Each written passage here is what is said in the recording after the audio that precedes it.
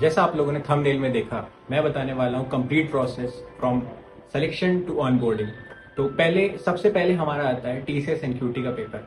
TCS NQT जो exam है वो टीसीएस अपने कैंडिडेट्स को रिक्रूट करने के लिए कराती है। एक इनका होता है ऑन कैंपस टीसीएस एनक्यूटी, एक दूसरा होता है ऑफ कैंपस।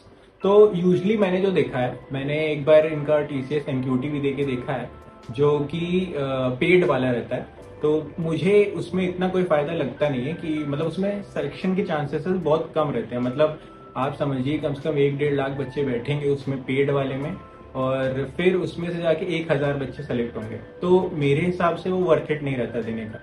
तो जो मुझे लगता है कि पहले तो आपको इंतज़ार करना चाहिए कि ऑन कैंपस आ जाए कंपनी, फिर उसमें बैठिए आप। और उसमें भी अगर इफ इन केस आपका नहीं हो रहा है सिलेक्शन, तो आप ट्राई करिए कि टीसीएस का फिर उसके बाद ही ऑफ कैंपस का यही एनक्यूटी, सेम एनक्यूटी होता है, वो फ्री रहता है। इनका पेड वाला जो रहता है 1500 का रहता है, 1500-2000 के अप्रॉक्स रहता है। और जो इनका फ्री वाला रहता है वो ऑन कैंपस के तुरंत बाद होता है। और इसमें फ्री वाले में सिलेक्शन आपका मान के चलिए कि बहुत ज़्यादा चांसेस रहते हैं। इनका जो ऑन कैंपस वाला रहता है और जो ऑफ कैंपस वाला रहता है उसमें सिलेक्शन के चांसेस हाई रहते हैं, क्योंकि ये लोग ऑन कैंपस और ऑफ कैंपस मिला के लगभग हर साल 30 से 40 50 ऐसे बच्चे हायर करते हैं। 40 हज़ार से 45,000, या फिर इस बार जैसे 40,000 ही वैल्यू थी अप्रॉक्स। तो इन्होंने इस बार क्या किया था कि लगभग टोटल ऑन कैंपस 10,000 बच्चे रिक्रूट किए थे, और ऑफ कैंपस 30,000 किए थे। तो आप जान ही सकते हैं कि फ्री एनक्यूटी जो था इस साल ऑफ कैंपस वाला, उसमें लगभग 30,000 बच्चे सेलेक्ट हुए हैं। अब बात करते हैं एक्सप्लोर पोर्टल के बारे में।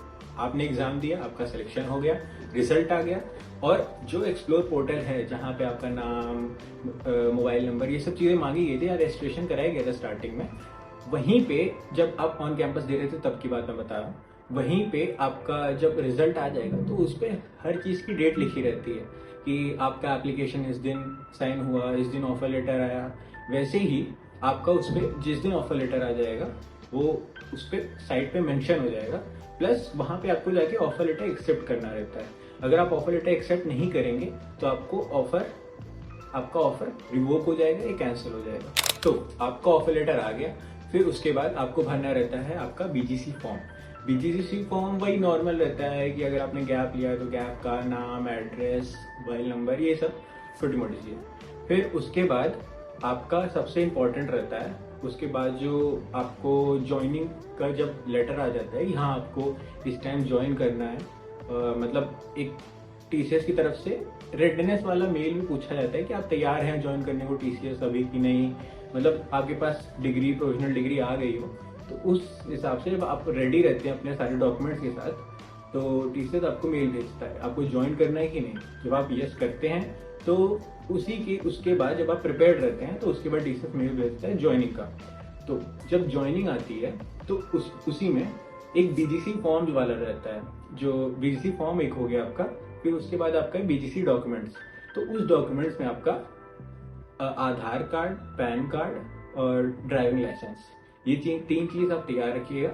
और फिर उसके बाद 10th-12th की मार्कशीट होती रहती है, प्लस बीटेक की 4 ईयर की मार्कशीट, पूरी सारे रिजल्ट रहना चाहिए विद 0 बैकलॉग। और आपको जब कॉलेज से आप लास्ट ईयर की मार्कशीट लेने जाएंगे तो आपको उस टाइम अपनी प्रोविजनल डिग्री बनवानी पड़ेगी, क्योंकि वो भी अपलोड करनी रहती है।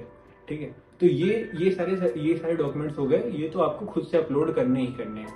उसके बाद टीसीएस आपसे तीन डॉक्यूमेंट्स मांगेंगे, जो कि सारे डॉक्यूमेंट्स के सैंपल प्रोवाइडेड होंगे। ईमेल पे ही आएगा, ईमेल पे सैंपल प्रोवाइडेड होंगे, ईमेल पे फॉर्म प्रोवाइडेड होगा। सबका आपको एफिडेविट बनवाना है बस। तो एक आपका एनएसआर सर्टिफिकेट हो गया, ठीक है, एनएसआर हो गया आपका, एनएसआर सर्टिफिकेट नहीं, एनएसआर का आपका नेशनल स्किल रजिस्ट्री होता है। वो आप साइट पे जाएं और सिंपली उस पर अप्लाई कर दें और बता दें कि इस कंपनी ने मांगा है, तो उसकी जो आईटी पिन रहती है वो एक दिन में जनरेट हो जाती है। बस उसी का एक एक्नॉलेजमेंट रिसिप्ट रहता है, वो डाला रहता है। फिर उसके बाद आपके आ गया non criminal certificate. Non criminal certificate में आपको एफिडेविट बनाना पड़ता है 100 रुपये का, 100 रुपये के स्टैम्प पेपर, ठीक है। फिर उसका जो फॉर्म रहता है, मतलब एक एफिडेविट हो गया, उसके पीछे तो फॉर्म लगेगा, वो टीसीएस आपको बता देगा कि हाँ 2 दिन बनने का फॉर्म रहता है, बहुत ईजी रहता है। और उसमें कैसे कैसे भरना है वो भी टीसीएस की ईमेल पे आ जाता है। तो कोई बड़ी बात नहीं है, मतलब बस आप थोड़ा रेडी रहिएगा, हाँ हाँ कि ऐसे ऐसे करना है, फॉर्म ऐसे बनवाना है। तो उसकी या मैं इसलिए आपको इसे बता रहा हूँ जैसे आप थोड़ा मेंटली प्रिपेयर रहें कि हाँ जब ज्वाइनिंग आ जाएगी तो ये सारे डॉक्यूमेंट्स रिक्वायर्ड होंगे। फिर उसके बाद एक सर्टिफिकेट, एक चीज़ और रहती है आपका मेडिकल सर्टिफिकेट। मेडिकल सर्टिफिकेट में 2 पन्ने का फॉर्म रहता है, कुछ नहीं, अपनी फोटो सामने लगा, कुछ अगर बीमारी है तो उस पर मेंशन कर दीजिए, नहीं है तो छोड़ दीजिए। बस फोटो लगा, फोटो पे स्टैम्प और सिग्नेचर डॉक्टर का, नीचे एक दूसरे पेज पे रहता है, बस यही 3 सेट ऑफ डॉक्यूमेंट्स रिक्वायर्ड होते हैं। जब आपका रिजल्ट आ जाता है और तब तक ज्वाइनिंग लेटर नहीं आता है, तब तक टीसीएस एक एग्जाम कराता है, एक रेडीनेस का एग्जाम कि आप कितना रेडी हैं अभी, कितना प्रिपेयर्ड है। वो जैसे अभी मैं 2024 की बात बता रहा हूँ, इस साल बताया जा रहा है कि उससे बोनस नहीं मिलेगा, लेकिन 2023 या 2023 के बैच के पहले जब भी होता था तो उसमें उन लोग को बोनस मिला है। और बोनस का क्राइटेरिया होता है कि अगर जो 100 मार्क्स का पेपर रहता है, पहले तो उसमें आपका यूनिक्स के और 5-5 नंबर के क्वेश्चन आ जाएंगे, बिजनेस स्किल पे, यूनिक्स पे, जावास्क्रिप्ट पे, ऐसे थोड़े बहुत 5-5 क्वेश्चन आ जाएंगे। वो टोटल मिला के कुछ 25 से 30 रहते हैं क्वेश्चन, और 2 प्रोग्रामिंग के क्वेश्चन रहते हैं। तो इसमें ऐसा रहता है कि अगर आप 80+ स्कोर करते हैं तो आपको 60,000 का बोनस मिलता है, और अगर आप 55 to 80 स्कोर करते हैं 100 में से तो आपको मिलता है 40,000 का बोनस। लेकिन आप अगर 55 से कम स्कोर करते हैं तो आप भूल जाइए कि आपको बोनस मिलने वाला है।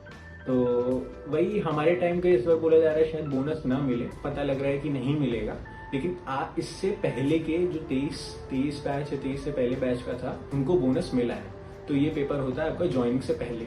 आपका ज्वाइनिंग लेटर आ गया, आपने डॉक्यूमेंट्स अपलोड कर दिए, उसके बाद अगर आप निंजा से हैं तो आप मान के चलिए आपकी 8 वीक्स की ट्रेनिंग होने वाली है।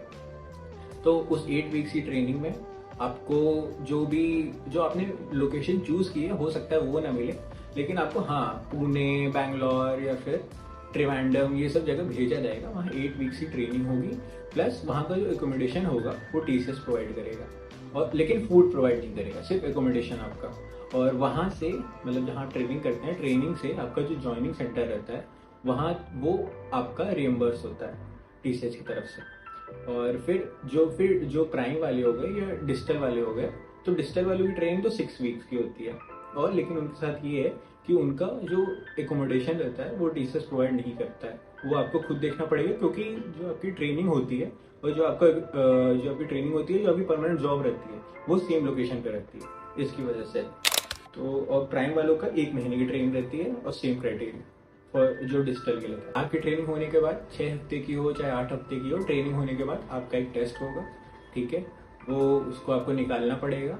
फिर उसके बाद फिर आपको ऐसा रहेगा, आपको प्रोजेक्ट के लिए मतलब एचआर से बात करनी पड़ेगी। मतलब एचआर आपसे लोग कांटेक्ट करेंगे, फिर मतलब टीसीएस की तरफ से कि आप कौन से प्रोजेक्ट के लिए कितना आपको आता है, एक बार वो आपकी तरफ से जानना चाहेंगे कि आपको कितना आता है। बस फिर अगर उनको लगेगा हाँ आप थोड़ा एलिजिबल हैं कि आपको इस प्रोजेक्ट के बारे में आता है, तो फिर आपको ऑनबोर्ड कर लिया जाएगा उस प्रोजेक्ट के लिए, और आपकी प्रॉपर ट्रेनिंग खत्म होकर ज्वाइनिंग हो जाएगी और आप उस रोल के लिए ज्वाइन कर लेंगे। अगर आपने वीडियो यहाँ तक देखी है तो मुझे लगता है कि आपको वीडियो पसंद आई होगी और काफ़ी इंफॉर्मेटिव रही होगी। तो ठीक है, जो आपको इसमें नहीं समझ में आया रहेगा या फिर आपको लगेगा हाँ इस चीज़ के बारे में थोड़ा और जानना है, तो आप कमेंट कर सकते हैं, उसमें आपको मैं रिप्लाई कर दूंगा।